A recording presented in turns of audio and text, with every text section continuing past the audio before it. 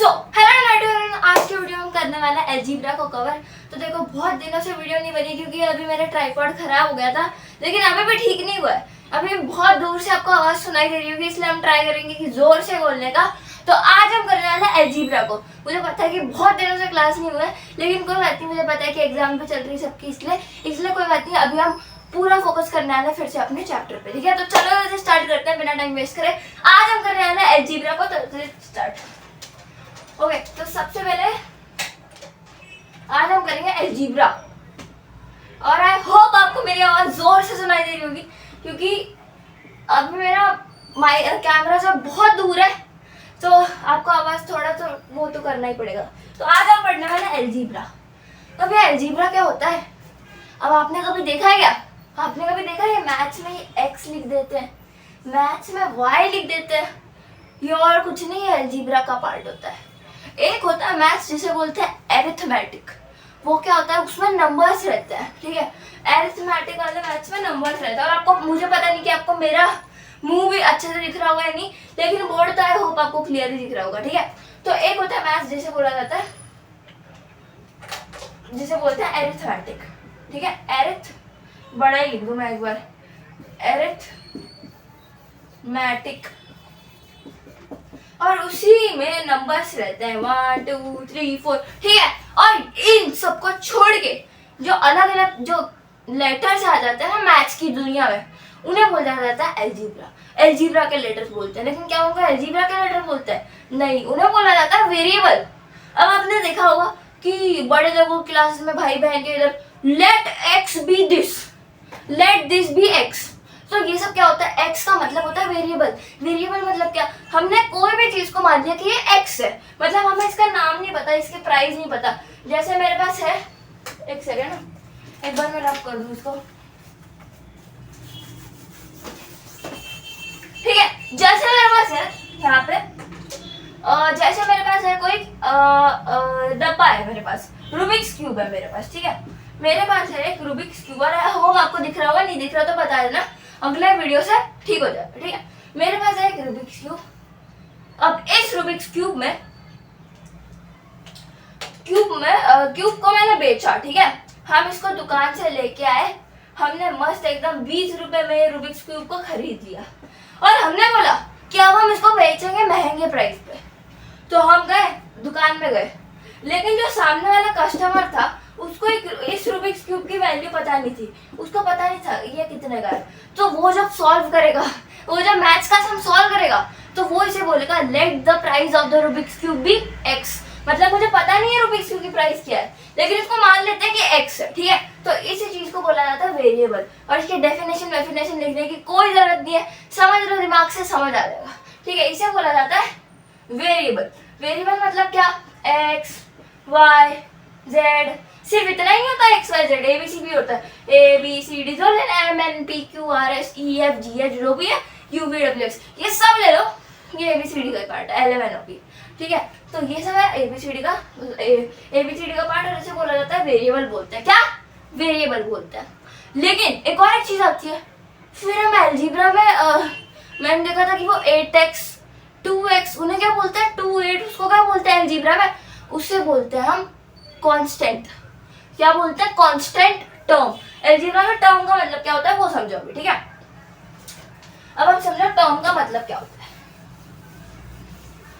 तो हमने अभी तक क्या क्या पढ़ लिया? हमने अभी तक पढ़ लिया कि वेरिएबल क्या होता है, तो इसे लिख देते हैं वेरिएबल। वेरिएबल क्या होता है?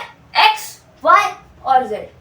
Variable is equal to x y z, और आगे आगे आगे चलता जाएगा, ठीक है। आगे देखते हैं, आगे अब हम देखेंगे टर्म क्या होता है।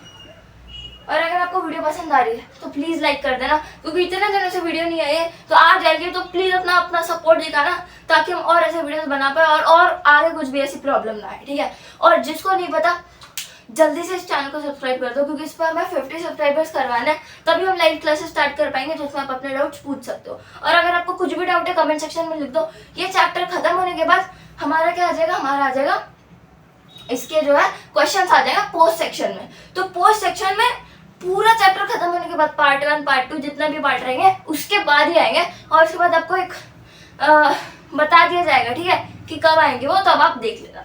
अभी के लिए इधर पे ध्यान दो। तो वेरिएबल हमने सीख लिया, अब टर्म क्या होता है, ठीक है। पहले देखते हैं कांस्टेंट क्या होता है, कांस्टेंट टर्म, फिर आपको टर्म समझ आएगा। कांस्टेंट मतलब अलजेब्रा में मतलब होता है नंबर। अरे ये लो नंबर भाई, 15 ले लिया, 8 ले लिया, क्या ले लिया, 21 ले भाई, 16 ले लिया, 99 ले लो, कुछ भी नंबर ले लो, कांस्टेंट होता है वो, ठीक है। उसे बोला जाता है कांस्टेंट टर्म। अब समझो कि टर्म का मतलब क्या होता है। क्या टर्म का मतलब क्या होता है? टर्म जब आप कांस्टेंट कांस्टेंट याद है ना, कांस्टेंट नंबर्स और वेरिएबल को एक साथ लिखते हो, उसे बोलते हैं टर्म। जैसे आपने लिख दिया 8, कांस्टेंट लिख दिया 8 लिख दिया, ठीक है, कांस्टेंट लिख दिया और वेरिएबल x लिख दिया, 8x बन गया, टर्म बन गया, ये टर्म बन गया, ठीक है। नेक्स्ट फिर से आपने लिखा, आपने लिया 15 और z लिख दिया, 15z, ऐसे बनाते जाओ, जितने आते हैं उतने बनाते जाओ, 23x, 23y, 23 क्या लेना, 52z, 52xyz, ये भी है क्या है, ये भी एक टर्म है, ठीक है। xyz ले लो, pqr ले लो, जो भी लेना ले लो, सब आपकी मर्जी। वेरिएबल कुछ भी उठा सकते हो, टर्म कुछ भी उठा सकते हो, कांस्टेंट कुछ भी उठा सकते हो, ले लो, अपनी मर्जी से कुछ करना, जो कर रहा है वो कर। इसी को बोलते हैं अलजेब्रा। ये सब अलजेब्रा का पार्ट होता है, इसमें होते हैं वेरिएबल, टर्म, कांस्टेंट। ये हमने सीख लिया। अब हम देखेंगे एक्सप्रेशन क्या होती है। आपने चैप्टर सुना होगा, आपकी बुक में भी होगा, 8th स्टैंडर्ड में, अलजेब्रिक एक्सप्रेशंस, है ना, है, या फिर इससे रिलेटेड कुछ मिलता जुलता नाम होगा, फंडामेंटल कॉन्सेप्ट्स, पॉलिनोमियल्स, ऐसा कुछ नाम होगा ना, है ना, तो वही है ये अलजेब्रा, ठीक है। तो हम वही पढ़ रहे हैं, इसको बहुत ध्यान से सुनो क्योंकि बहुत इंपॉर्टेंट है। इसके बाद हम पढ़ेंगे फैक्टराइजेशन, जिसमें ऐसा पढ़ोगे कि क्लियर हो जाएगा। हजारों लोगों को प्रॉब्लम होती है फैक्टराइजेशन में, लेकिन इस वीडियो लेक्चर में आप अगले जो फैक्टराइजेशन का वीडियो लेक्चर आएगा, एक वीडियो लेक्चर आएगा 30 मिनट का, सब सीख जाओगे, सारा आ जाएगा। 30 मिनट क्या 20 मिनट भी देख लिया ना, उसमें से सब समझ जाओगे, ऐसा पढ़ा देंगे, ठीक है। तो पहले ये देखो, इसको समझने के बाद अच्छे से फिर हम फैक्टराइजेशन की तरफ बढ़ेंगे, ठीक है। तो अलजेब्रा क्या होता है, अलजेब्रा में वेरिएबल्स होते हैं, अलजेब्रा में वेरिएबल्स क्या होता है, x, y एंड z, और कोई भी लेटर्स, ठीक है। टर्म आपको बता देंगे, कांस्टेंट बता देंगे, आगे बढ़ते हैं। अब हम देखेंगे कि एक्सप्रेशन क्या होता है, सॉरी एक्सप्रेशन नहीं, हाँ एक्सप्रेशन देख रहे थे, एक्सप्रेशन क्या होता है, क्या बोला मैंने, एक्सप्रेशन क्या होता है वो हम देखने वाले हैं। आई होप आपको दिख रहा होगा सब कुछ, मुझे तो लग ही रहा है कि आपको सब दिख रहा होगा, नहीं दिख रहा तो सॉरी, अगले वीडियो से ठीक हो जाएगा, ठीक है। और अगर आपको नहीं दिख रहा होगा, अगले वीडियो में फिर से रिवीजन कर लेंगे ताकि आपको सब दिख जाए। वैसे तो मेरी आवाज तो आपको बहुत क्लियर सुनाई दे रही होगी, इतना चिल्ला के मैंने बोला है कि आपको कानों में एकदम हिल जाएंगे आपके कान, ठीक है। आगे बढ़ते हैं, चलो कोई भी डाउट है कमेंट सेक्शन में पूछ लो भी। और अगर क्वेश्चन प्रैक्टिस करना है, पूरी जो हमारी अलजेब्रा की पार्ट 1 पार्ट 2 आएगा उसमें बने रहना, सारे क्वेश्चन प्रैक्टिस कर लोगे, सब आ जाएगा, सब दिमाग, ठीक है। तो चलो स्टार्ट करते हैं। अब देखेंगे हम एक्सप्रेशन, बड़े मार्कर से लिखते हैं वरना आपको दिखेगा नहीं दूर से, है ना।